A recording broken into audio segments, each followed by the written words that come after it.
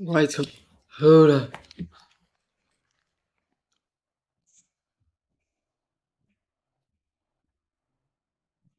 Whoa.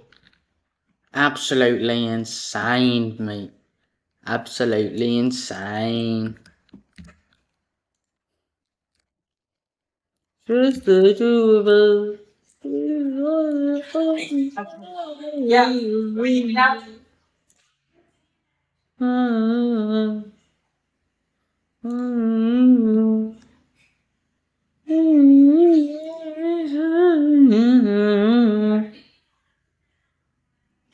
The render. Great, and that's a wrap for our subdivision.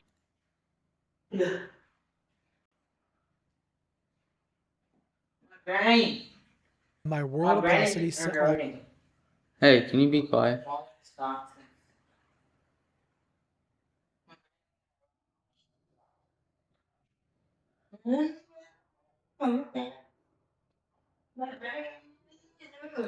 Can you close this door, John?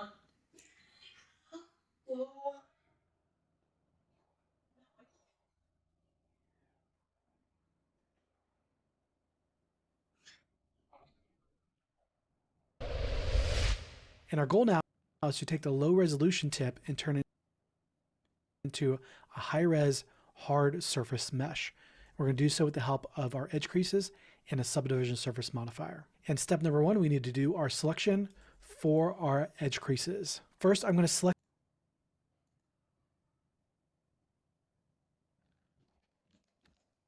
now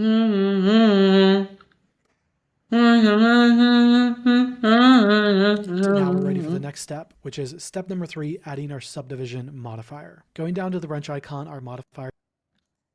With 2D art and Blender.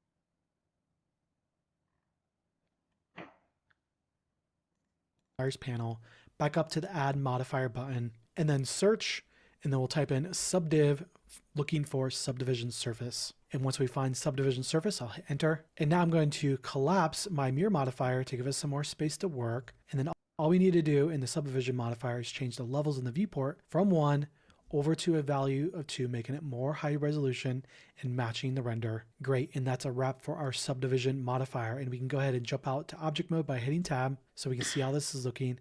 And that is looking great. And that's going to be a wrap for the tip and the entire modeling section of this course. And we got some pretty simple shaders that we're going to be working on to make this thing look awesome. And we're going to be continuing with that in the next chapter.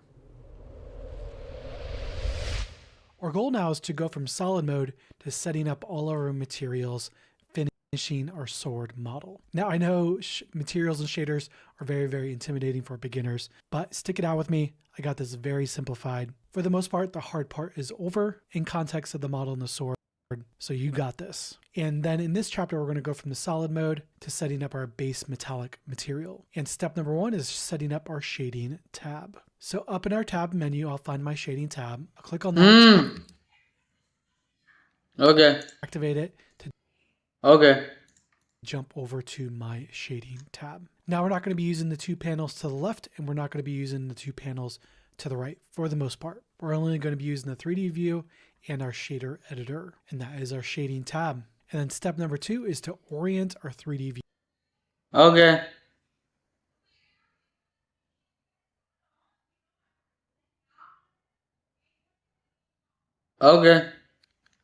So we can see what we're doing. So first I'll select my guard, and then after I select my guard, I'm going up to the view menu and then down to frame selected to be able to snap into place and get very close to see what we are doing. Great, and now we're close. In step number 3, we're going to review shader navigation. Now with the guard selected, we don't actually see anything in the shader editor. So first off, we need to select the blade. And now we should see that we have something going on down here. Now, if for whatever reason you don't see anything, after selecting the blade,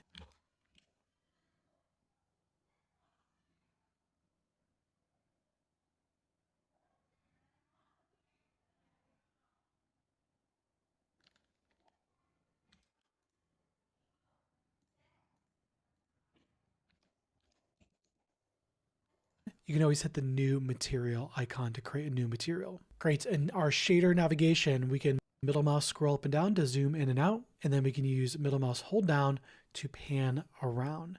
And laptop controls, it's going to be the same thing as what the 3D view is. Great, and that was our navigation. And step number 4, we're going to set up the metal material. The 2 new parameters we want to get to know are going to be metallic and roughness directly below the base color. I'm going to click and drag on the metallic, bringing it all the way up to make it fully metallic. Great, it's going to be a value 1, and then I'm going to bring down the roughness. The lower we go, the more clear the reflection is going to be, and I'm going to set that value to a value of 0.2. Great, and that is our metallic and our roughness, and now we have a metallic shader, and we'll continue in the next chapter. And our goal now is to take our metallic shader and assign some scratches to it to make it more believable and realistic. And step number 1 is to import our scratches texture. This is our scratches texture that we're going to bring in to our shader editor to work with. Now, creating nodes, we could go up to the add menu and do it this way, but Blender's been changing some stuff in here recently, so I'm going to avoid this for now. Another way to add nodes in our shader editor is simply by clicking on Shift A to get to the add menu. And then from here, we can click search. And after I locate search, I'm going to go ahead and click that to be able to search for a node. And I'm going to type in image texture to search for my image texture. Then after we locate it. Okay. Okay.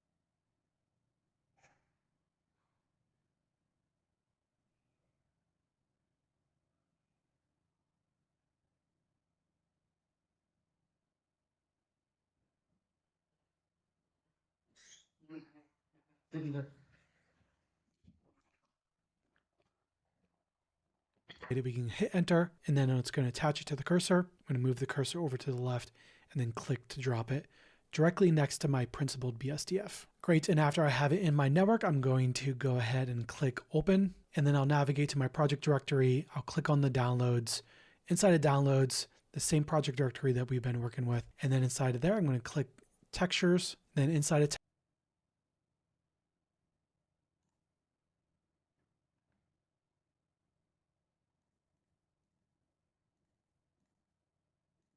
textures, I'm going to locate the scratches.jpg. Select that and then click open to open this up and bring this inside of Blender. Great, and now we have it inside of Blender, and now we're going to make our connections, going from the color output of our image texture to the roughness of our principled BSDF. So dragging the color connection into roughness.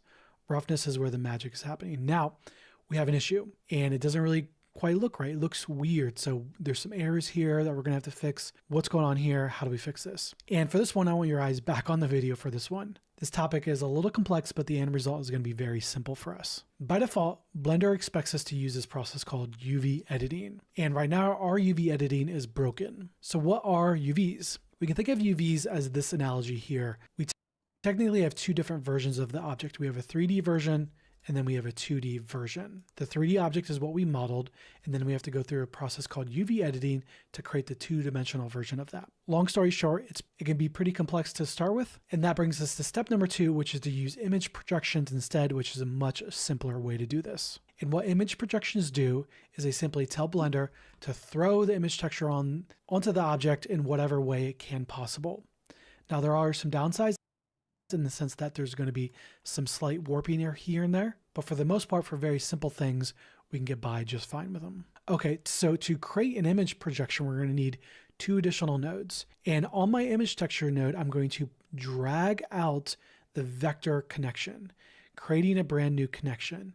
And then you'll notice as soon as I drop it, we get access to a search. Now we can search for a new node and a new connection connecting to this. I'm going to type in mapping, and then we're going to look for the mapping vector connection. And as soon as we find that, I'll go ahead and hit enter, and it's going to be attached to the cursor, and then I'll click and drag to drop it down into the shader editor, and now we have our mapping node. Great, and now we need one additional node.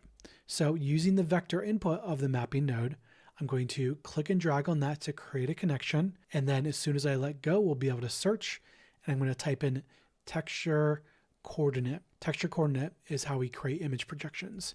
And I'm going to use my arrows to go down, and I'm going to choose texture coordinate with the object connection, or you can just click it with your mouse.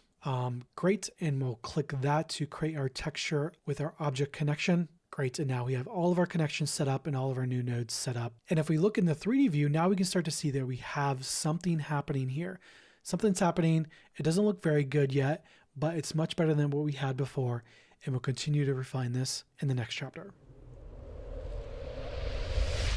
And our goal for this chapter is to get to know the texture coordinate node, the node that we just used in the last chapter. Now, we're not going to be hands-on in this chapter. This is going to be just an explanation of what we're doing and why we're doing it. So sit back and relax, and we'll get hands-on again in a coming chapter. So what is our texture coordinate node, and what does it do? In short, the texture coordinate node tells Blender how the image texture is going to be applied to the 3D model. And we have three different options here: generated, UV, and object. These are the most commonly ones that we want to use. Now, the UV option, which is the default in Blender, expects us to use the UV editing tab, which is complex, and we're going to skip over it for now. Now, the other two options that we're going to use is generated and object. These are what we call image projections. Image projections are how we tell Blender just to throw an image on to the 3D model in the simplest way possible. The downside of this is we have less control, and sometimes we can get a little bit warping, but the advantage is that it's hyper simple and very quick. Now, what's the difference between generated and object? Well, let's take a look at our Rune Solo JPEG inside of Blender. This is the texture that's going to be assigned to our pommel tip. If we were to use generated as our image projection type here, we'll see that the image texture gets applied to the whole object. In other words, it uses the bounding box. This is very good for things that are very specific. Now, whenever we use object, the difference is it starts from the origin. We can see this little orange dot, that's the center of our object, otherwise known as origin. And we can see this is starting to repeat because we have the repeat set up on the image texture. Now, this one can be good when we need a little bit more control or when we need to do something more randomized, such as our scratches, which is exactly why we use the object connection in the last chapter to apply that randomization onto the blade. Great, and that was our texture coordinate node, and we'll get to know the mapping node in the next chapter.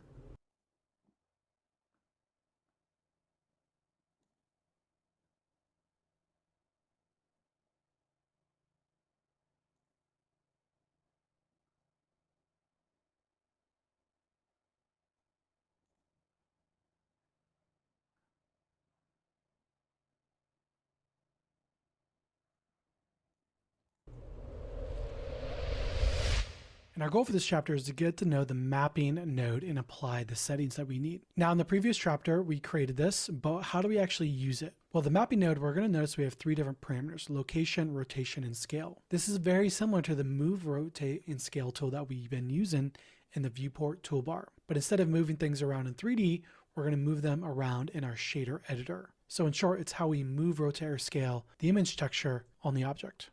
And step number one, we'll do our mapping settings. In my mapping node, we'll find the scale values, and I can click and drag on all three of these to edit all of these at one time. And then I'll type in 0.25, lowering that value, and then I'll hit enter. And then if we look at our 3D view, we can now see that our scratches got bigger. The lower the scale value, the bigger the image texture is going to be in this case. Now we're going to notice something weird on the image texture still, and it feels like it's stretching up and down. So what's going on there?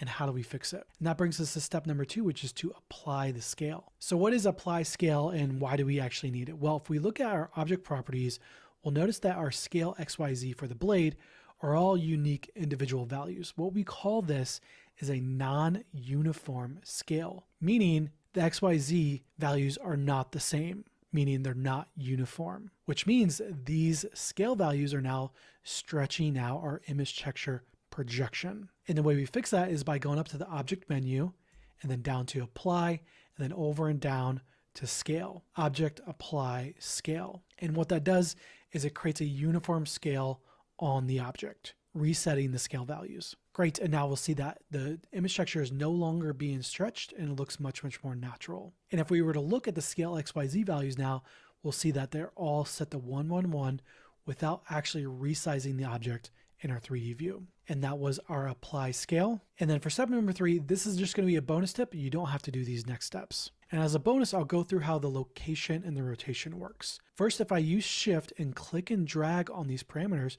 we can now see that we're moving this image texture up and down. The Z value doesn't work because we're working in 2D space right now. So that's moving it with the location parameters. Now we can also rotate it by using the rotation parameters. X doesn't work, Y doesn't work, but in this case, we can rotate it with Z. Great, that is our location and our rotation. I'll click and drag, setting that to 0, click and drag, resetting that by typing in the value 0 again, and that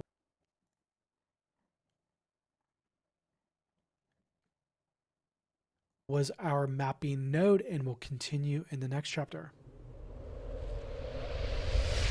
And our goal now is to take our scratched blade material and assign our runes and make it glow. And this is your reminder to file save and then file save incremental to lock in your progress. And step number 1, we're going to do our network setup. So to start, I'm going to expand the parameter called emission. Emission is how we make things glow on a material level. And then I'll locate the color parameter that's under emission, and then I'm going to click and drag off of that to create a new node and a new connection. I'll let it go to be able to search, and then I'm going to type in mix color. Now, Blender's been changing this name recently. Sometimes they call it mix RGB, sometimes they call it mix color, sometimes they just call it mix. So if you're on Blender 4.0 or greater, it should be called mix color. Great, and then after I hit enter, it'll be attached to my cursor, and then I'll just click to drop it back into the shader editor. Great, and then on my mix color, I'm going to locate the parameter called A. We're going to click and drag out of that to create a new connection. We're going to do another search for image texture, and then we're going to use the color output for that. When I hit enter, it's going to be attached to my cursor. I'm going to click to drop it, and there we go. Now another node, another connection inside of the image texture. On the vector input, I'm going to click and drag out to create another node, do a search for mapping vector. Then as soon as I find mapping vector, hit enter, and then click to drop it into my shader editor. And then we have one more node to set up. In the vector input of our mapping node, I'll click and drag and then let go to be able to search. And then I'm going to type in texture coordinate. And this time, click and drag and then let go to be able to set up and enter, and then click to drop it into my shader editor. And then we have one more node to set up. In the vector input of our mapping node, I'll click and drag and then let go to be able to search. And then I'm going to type in texture coordinate. And this time, instead of doing object, we're going to do the top one, which is texture coordinate generated. Great. And the reason why we're doing generated this time is because we have a very specific texture that we're going to be assigning, not a randomized texture. In other words, I've preset this up to work with generated. Great, and there's going to be my final node network for that setup. And then step number 2, we're going to bring in our runes image texture. So on my image texture node, I'm going to find open and then click open. Then I'll find my textures directory and then locate runes.jpg.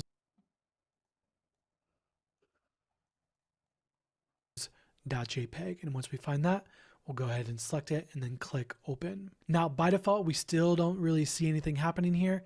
So what's going on? How do we fix this? And that brings us to step number 3, which is to apply our emission strength. By default, our emission strength is set to 0. We're going to select 0, and I'm going to enter a value of 100. Then I'm going to hit enter. And now we should start to see that we have something in our 3D view. It's not perfect. It's not quite there yet. And we'll finish this off in the next chapter. And we're continuing to work on our runes. In this chapter, we're going to start applying our network settings. Why is this happening? Why is this happening?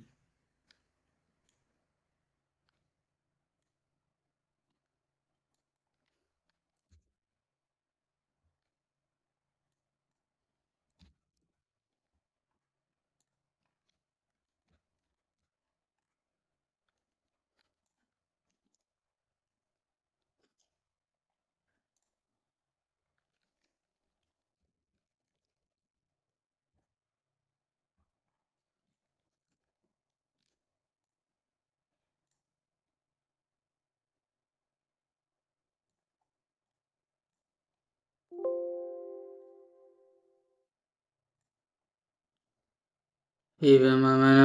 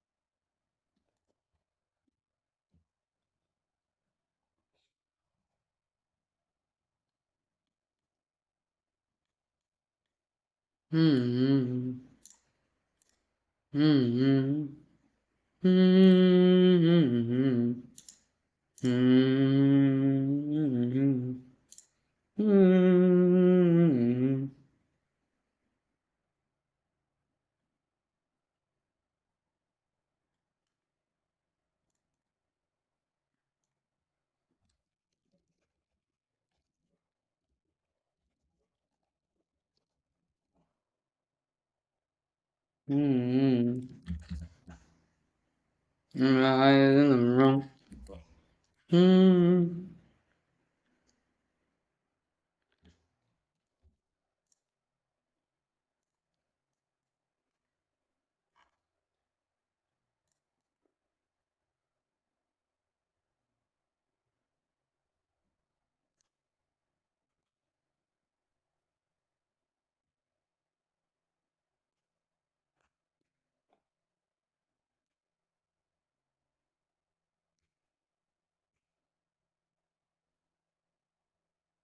Hey everyone, it's Steve here from CG Geek, and I have a fun video for you guys today on learning how to do 2D animation within Blender 2.8. So we're going to be taking a look at Blender 2.8's new 2D animation tools within the Grease Pencil, and actually we'll be looking at how to do 3 different methods of animation in today's video. Starting with frame-by-frame animation using the Grease Pencil tool, then we'll take a look at some of the interpolation tools that you can use to generate keyframes between frames, and then I'll finish off by showing you guys how to rig an actual 2D character real quick and do some rigged animation. So I've actually been doing a lot of 2D animation recently with the release of my new channel, Mimi 9 Times. You guys might have heard about it. It's a fun animated So storytelling that it doesn't channel. look strapped. There'll be a link to it in the description if you guys want to check it out. In this video, I will also be using the Wacom Intuos Pro. a digital graphics tablet that I will be kind of reviewing in this video, giving my thoughts on it as we go throughout the video, and sharing a few tips and tricks that will speed up your workflow when using a graphics tablet like this one. Now, before we dive headfirst into animation, I'd like to first thank Skillshare for sponsoring this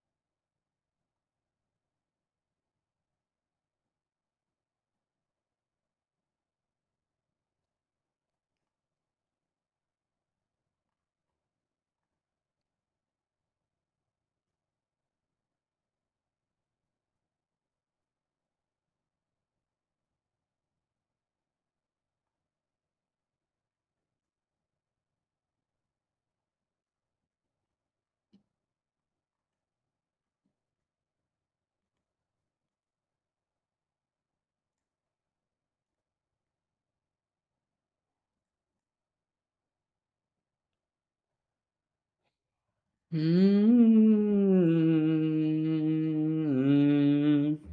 how the high? Yeah, ooh.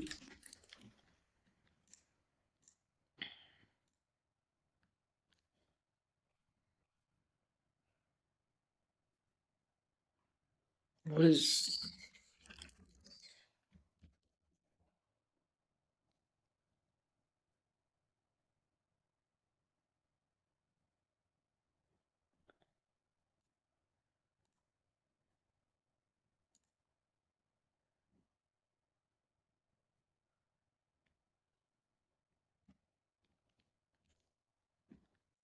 video. Skillshare oh, nice? So the reason I'm gonna be learning so I'm gonna be learning 2D animation, and the reason for that is I have a game jam competition this weekend. So I'm gonna be learning 2D animation so that I can partake in this competition, because we're not creating a 3D game for Game Jam. We're actually creating a 2D game. So I'm not talking to anyone right now, but I'm just telling in case anyone's watching over this video and learning along with me. Um, but yeah, I'm gonna be uh, learning. Bro, my internet's so bad. Huh? Literally, sorry, bro.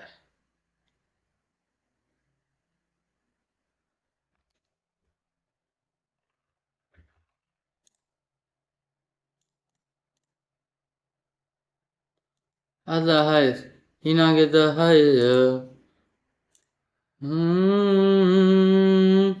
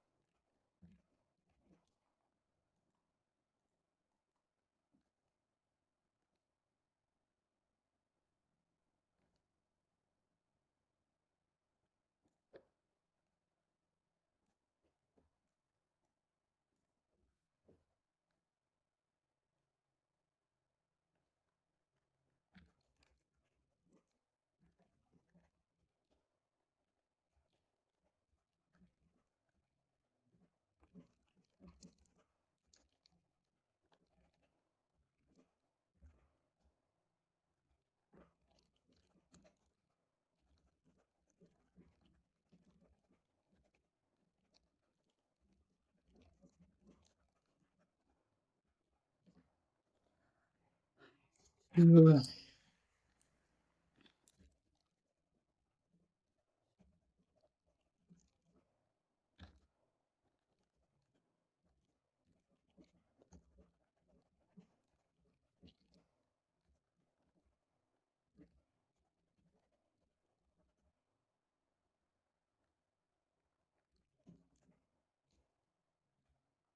the highest, at the highest, yeah.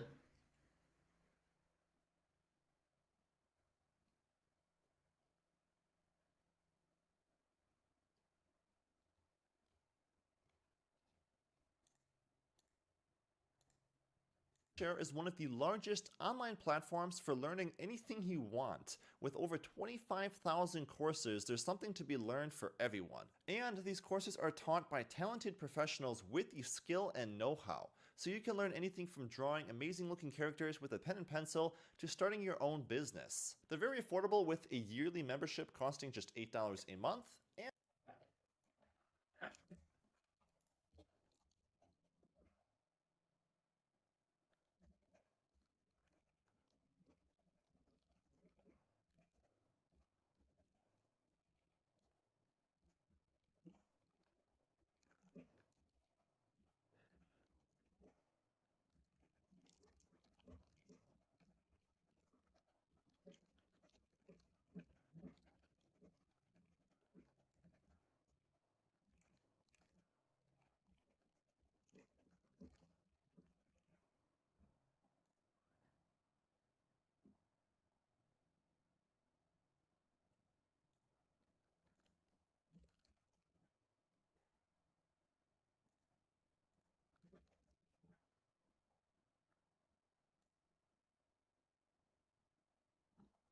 And I have a special offer for my subscribers, the first 500 viewers to sign up with the link that I'm using in this video. So the Wacom Intuos Pro does come in around $350 to $380 right now on Amazon, making it one of the more expensive options for a graphics tablet, but I will say that it has a very premium feel to it. Like I've been saying, it kind of feels like an Apple product almost, where like it or hate it, it has that premium quality to it, and this is definitely one of those. It feels very premium. So I've been really enjoying working with this. Without further ado, let's just go ahead here and get started now.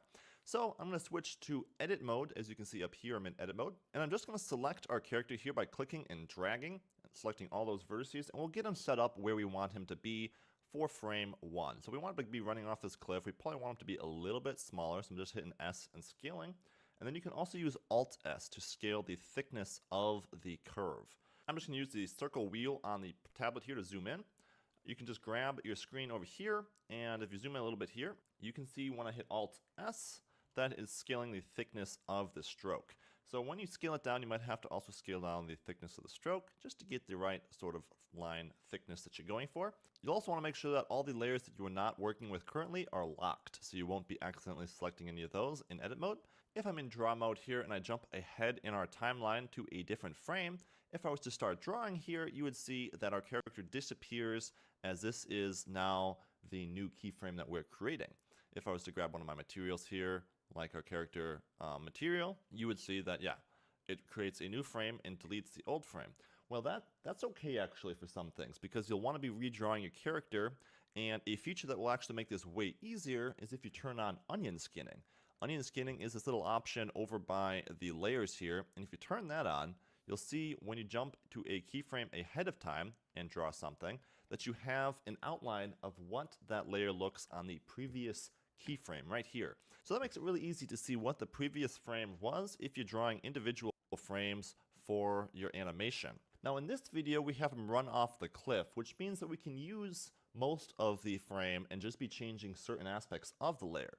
So what I'm going to do is I'm going to tab into edit mode, and I'm going to select my whole character here. So jumping back to frame 1, you can just use the button here to click a keyframe back. I'm going to select your whole character and make sure that he's where you want him. And then you can jump, I'm going to go about 5 frames here. So I'm going to jump right to about, we'll go to frame 6. So then in edit mode here, you can just grab your character with G, and you can pull him ahead, and you can see Well, now it's that just at so frame 6, different from normal Blender, 3D Blender. What? I can't even select it. Erase. Shaw. So that's how you erasing this. It's just like drawing. Oh, that's not good. I'm not good at that. Alright, so if I were to create like, try learning on my own here, okay? A line, because there's not many 2D animation videos. And then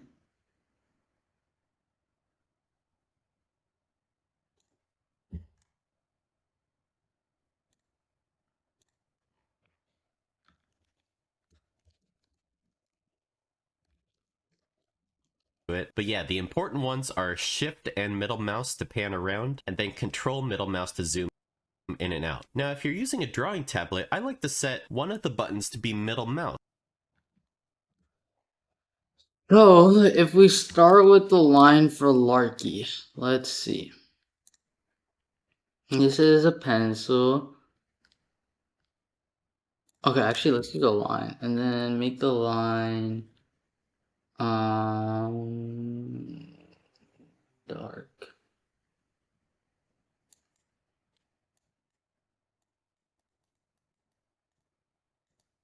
What the? How do I do this?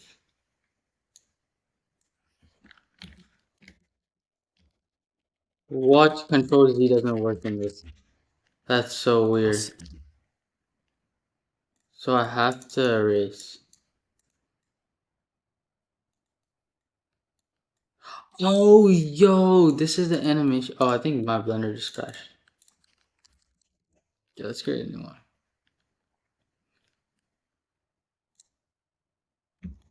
Okay, so I think I got it.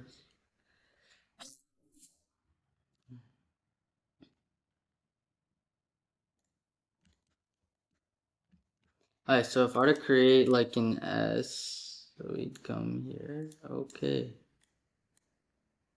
That does not work clearly. So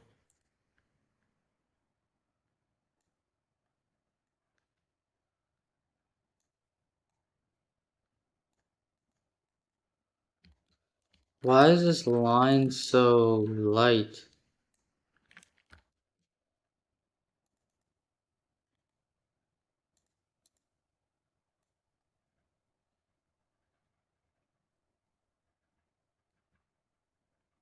Okay, so Control Z doesn't work in this clearly. So let's start with the line.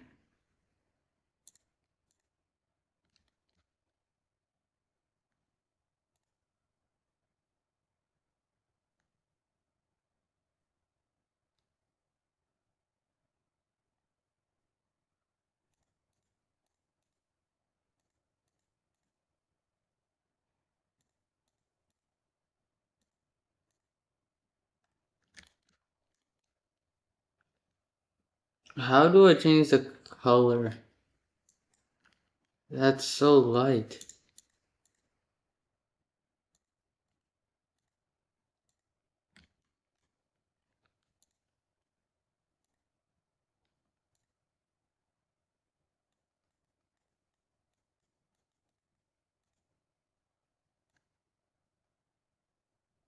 Oh, there you go.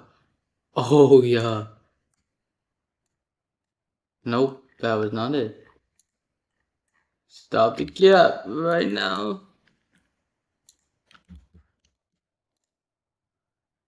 That was clearly not it. How, bro?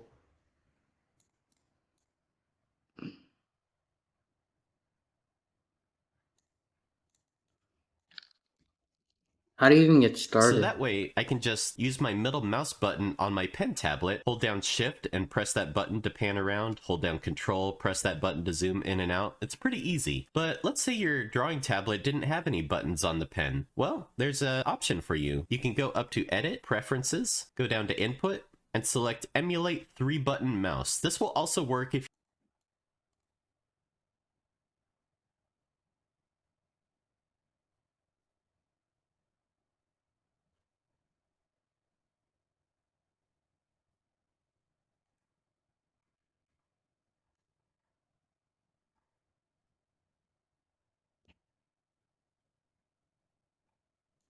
your pressure sensitivity is not working with your tablet, one thing you can check out is going under Edit, Preferences, and under Input again under Tablet. You can try changing this tablet API. Sometimes Windows Ink or one of these other ones may work, so if you're not getting pressure sensitivity, that's where I would check first. So anyways, we can draw right away as soon as we're in a 2D animation scene. If you want to change what brush you're using, you can click this little icon next to pencil, and that'll show all of the different brushes that Blender has by default. So mess around with these. My favorite one is this rough pencil right here, because it gives kind of a jaggedy, kind of fun look. It almost looks like a brush pen. If you want to undo anything that you're doing, you can press Ctrl Z, or you can press Ctrl Shift Z to redo it. To change your brush doing, you jaggedy, mess around with these. My favorite one is this rough pencil right here, because it gives kind of a jaggedy, kind of fun look. It almost looks like a brush pen. If you want to undo anything that you're doing, you can press Ctrl Z, or you can press Ctrl Shift Z to redo it. To change your brush size, you can go up to this radius menu right here, click and drag that up, and that'll make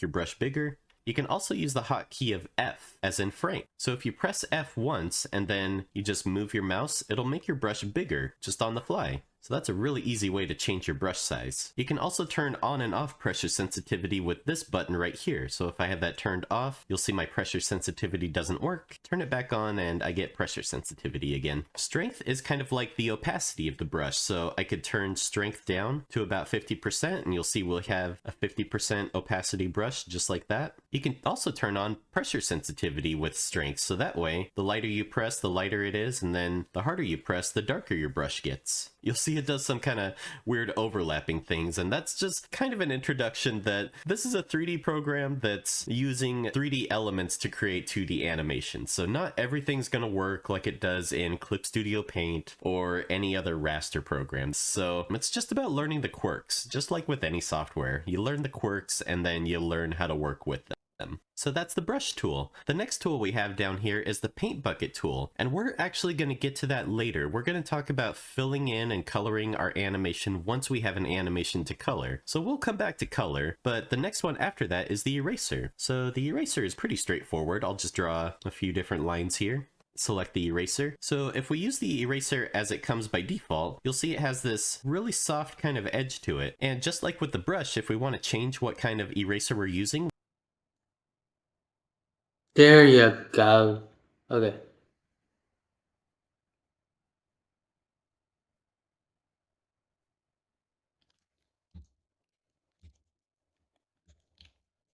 Alright, nice. Okay. So if I start like this,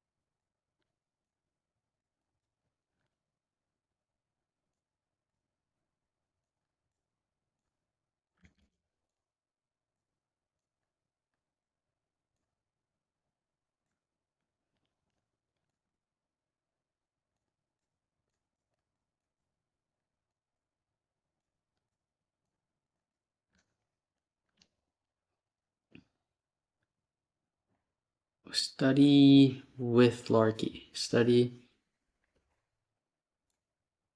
with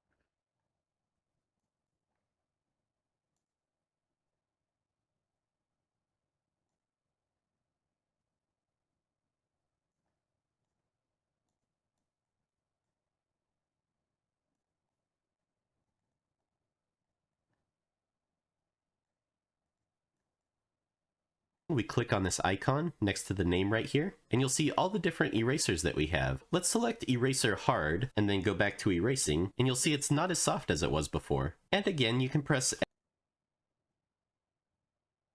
N, but when you click to fill in your circle, nothing happens. You actually have to click again to confirm your selection. And there's some gray solid fill right here, and then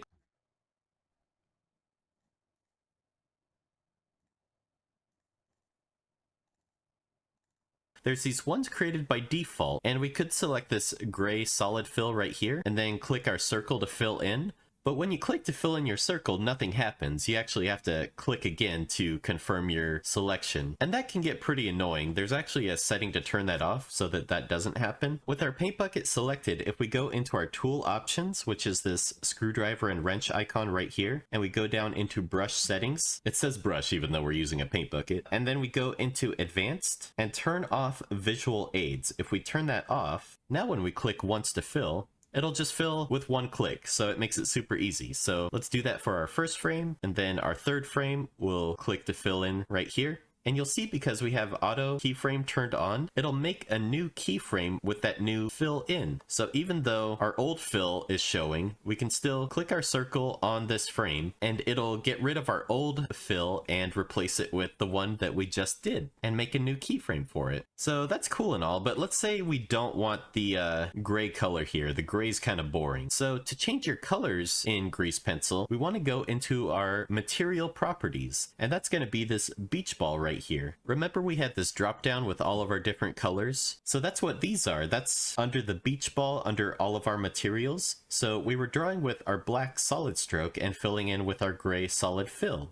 There's some here that we don't really need, so we can select them and press minus to get rid of them. Let's make a new color from scratch. So to do that, we're going to click the plus button to create a new material. It'll create a new material slot, but it won't actually create a new material until we click this new button right here. So that's created a new material, and here's where you set it, whether you want it to be a stroke, which is for the pencil tool, or you want it to be a fill, which is for our paint bucket. So let's select fill. Let's set the style to solid, though you can change it to gradients and texture here. And we'll change the base color to something like a light blue color like this. And if we want to rename this material, we can just click in its name right here and call it blue, press enter. And now when we go into our paint bucket tool and click this drop down, you'll see our new material that we created. So select that, and now you can fill it in on each one of these frames with our blue color. Now you can imagine this might be pretty tedious, filling in every single frame, and luckily for us there's actually a quicker way to do this. So let's undo all of our colors. So if we wanted to fill in multiple frames of animation, we would use this option up here, multi-frame. So if we turn on multi-frame, the next thing we need to do is select how many frames we want multi-frame to work with. So I'm going to drag a selection around our entire animation, and then if I click with multi-frame turned on, you'll see it didn't fill in every single ball. I just clicked inside this ball around here. It's only filled in where I clicked. So what you would actually want to do is use what's called inverted fill. So if you see up here, there's a plus and a minus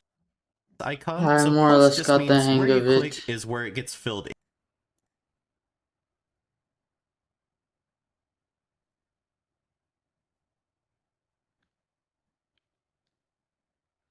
Yeah, that was pretty easy. More or less, I got it.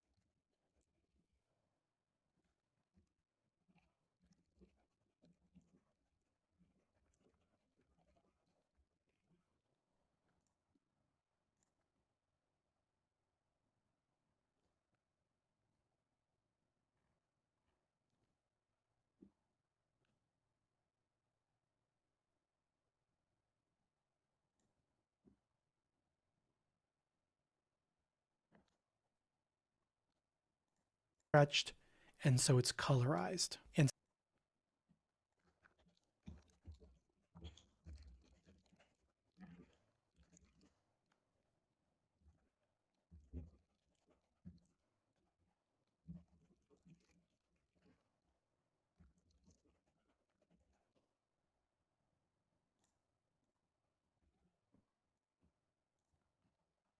And step number one, we're going to set up our mapping settings.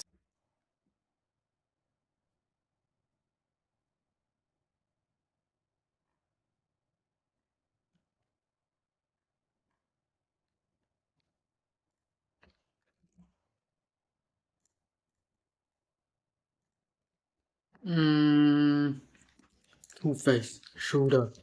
I'm gonna do the Buddha.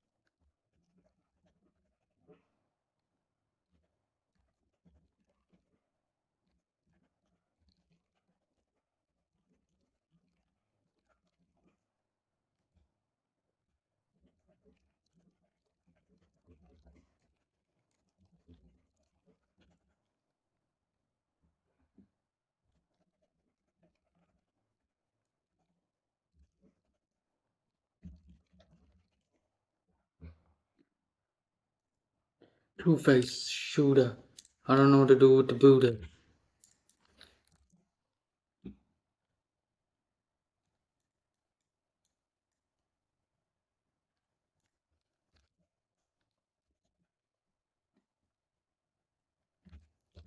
Yo, I'm sending a few emails right now, so it might seem like I'm doing nothing, but keep in mind I'm actually sending a few emails.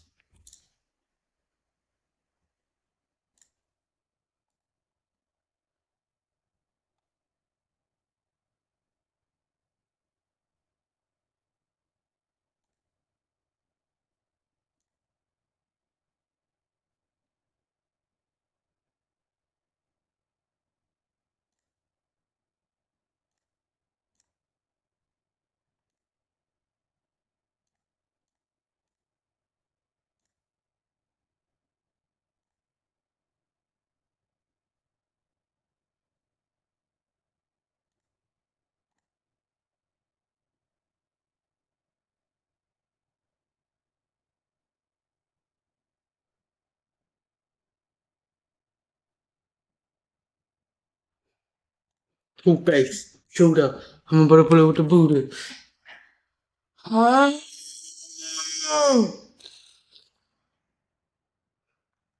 Bro, I need a piss, bro. Two-Face.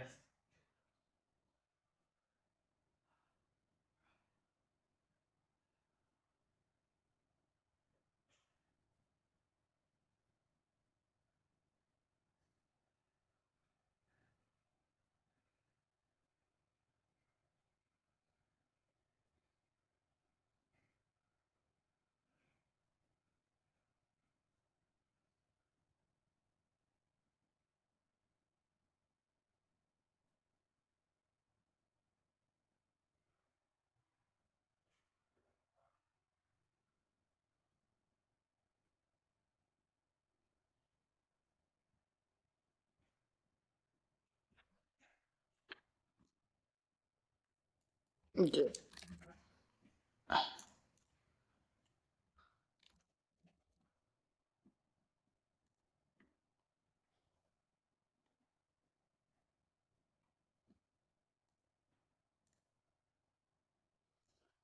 Two-Face, shooter. I'm on the moon.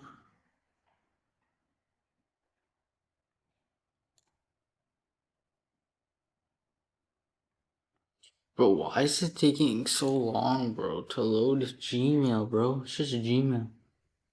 You can honestly, I might just do it on my laptop.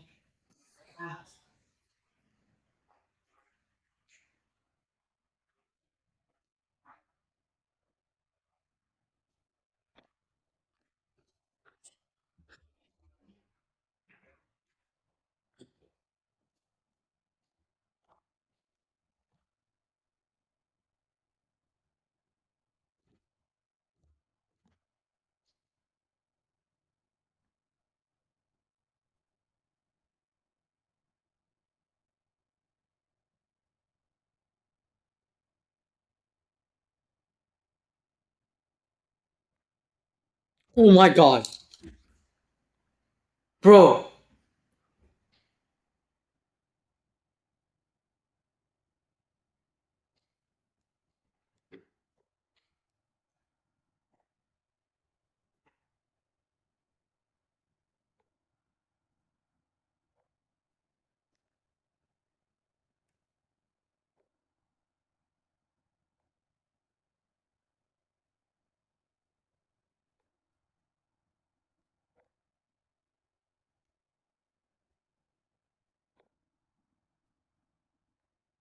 Your call has.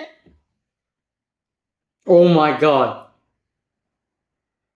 We're invited to compete for the Texas A&M Ideas Challenge. Oh. Um.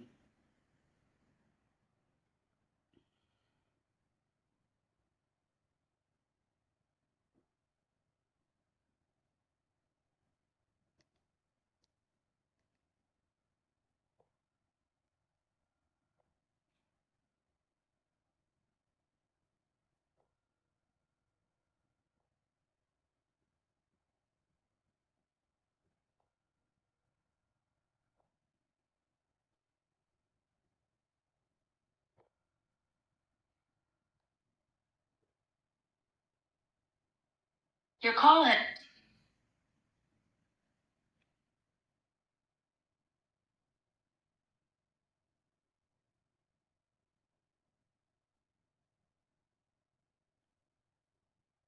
You port the hello? Yeah, what do you mean? You know that thing me, you, and Donish did for the Texas A&M Ideas Challenge? Oh wait, are you still doing? Yeah, wait, did we get it? Bro, wait, we're accepted to go to A&M on May 21st. Yeah, I got us to there, bro. What the? No, listen. We submitted multiple ideas. You had the peanut butter one. No, Which one did you do? that peanut butter one. The idea title was the Jark. Look, I'll show you. Oh heck no! Wait for TNA. It's for this Texas thing. You could not. You're dumb. Wait, should I send you guys a video? Or no, FaceTime. FaceTime me, FaceTime. I'll show you guys. I got the email just now. Yo, bro, hello? Hello? Wait, where are you guys right now? Okay, look. Yo, look. Something's not right. Wait a few minutes. Wait, let me flip my screen. You can also try unplugging your device Wait a to plug second. it back in. How do you flip my screen? Okay, there you go. Do you see my screen? Can Sai still join or not? No, because he didn't sign up with us. Why? No, but look. Howdy, Abraham. Thank you for the jar. The judges have completed your idea and you have been invited to compete. Congratulations.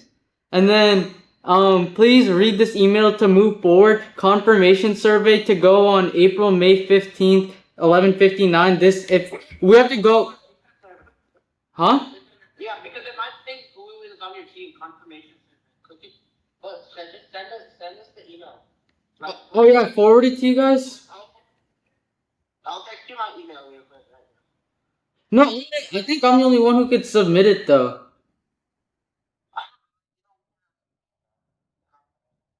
You guys want me to send you a screenshot or the actual email?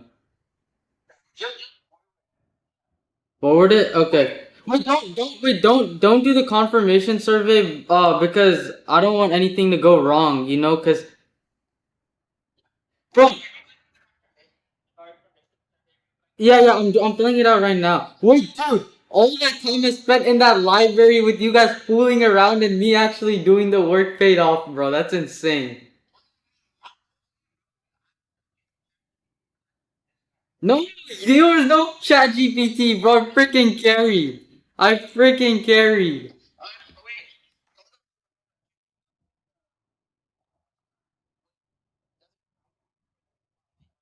I'm checking. Wait, I'm filling it out right now. It asks for the idea title and then the email of the owner, so I'm putting my email. Bro, wait, but I bullshitted though. I said that we have the idea created and we don't have the idea actually created. So when this weekend or something or next weekend we have to create the idea, bro. Oh, yes. Wait. Idea title Jark, Abraham Ananta.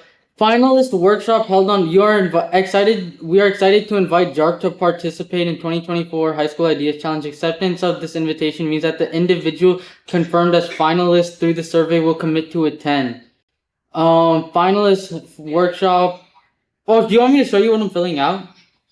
Yeah, sure. Okay. Okay. Finalists, would you like to accept our invitation? Obviously, right? Yeah, okay, confirm. Please list your idea as you'd like it to appear on printed materials. Jark, right? Okay, this is what we had. Please edit the. Oh, dude, we have to edit it and everything. Please edit the summary of the idea as you'd like it to appear on printed materials. They're gonna print out our stuff and. Oh, this! This is what I wrote! Yeah, no, I know. We have made us what? The way we meet up together, we'll make it a lot better. It's due 15th, bro. Hey, Yeah. yeah. Bro, wait, but honestly, with Sai, bro, wait, you wanna do it with Sai, but was Sai even there when we were struggling? When I was struggling?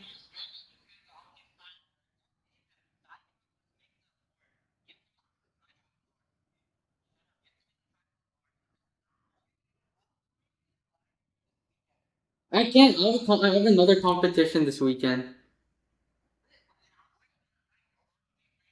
I'll be free for I'll be free for some time. Wait, I'm gonna tell my dad what happened for. I'm not gonna wait. I'll wait to forward you guys an email because the email contains the survey, and I don't want you guys filling out the survey because you guys are stupid and obviously don't know what you're gonna do. Bro, literally, shut up, bro. Who's carrying the boats and the log? Who's carrying the logs and the boats and the log? Okay, I'll call you guys later. I'm telling my dad.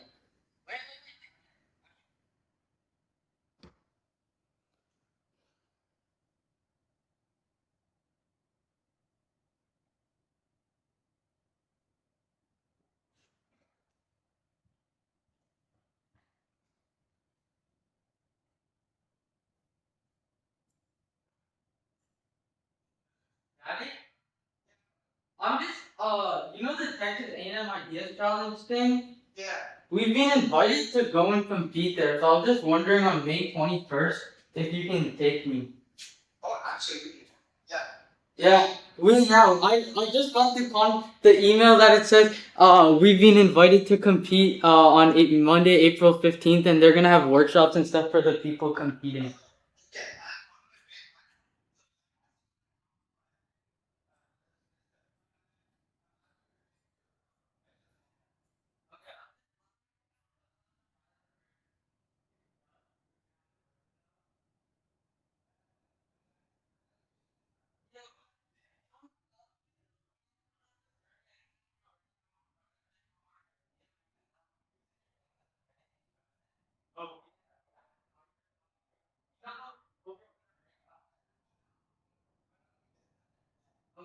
Yeah.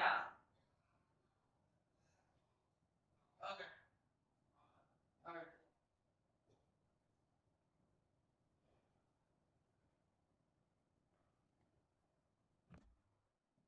Oh my god, this is surreal, bro. Anyway. Alright, see